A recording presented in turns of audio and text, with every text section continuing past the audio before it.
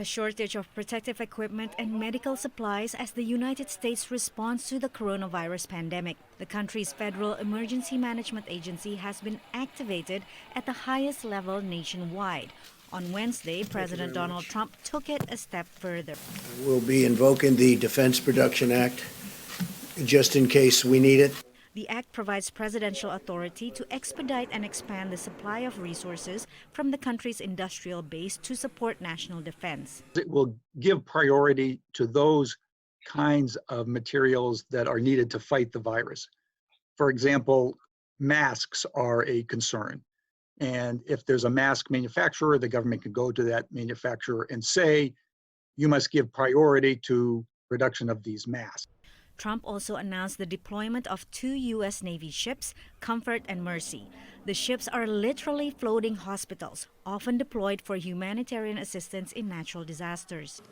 It has about 1,000 rooms on it. It has operating rooms. And the president is going to dispatch the Comfort to us. It will be in New York City Harbor.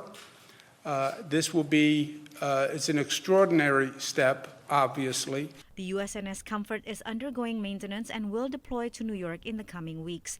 The USNS Mercy will deploy somewhere on the West Coast in the coming days. Defense Secretary Mark Esper announced that U.S. military field hospitals are also being prepared for deployment and that his department will make available up to 5 million N95 respirator masks and other personal protective equipment for distribution.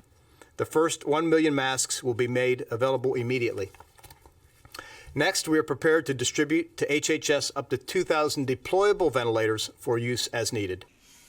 The administration plans to mobilize the Army Corps of Engineers to create new medical facilities in response to the outbreak, a plan that would need the support of the private sector. Bringing the Army Corps of Engineers in might help increase the number of skilled contracting officers that were available and tap into assets in the civilian economy, but they don't bring any actual construction capabilities themselves.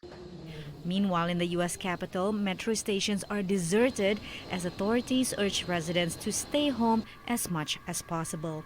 Patsy Widakuswara, VOA News at the White House.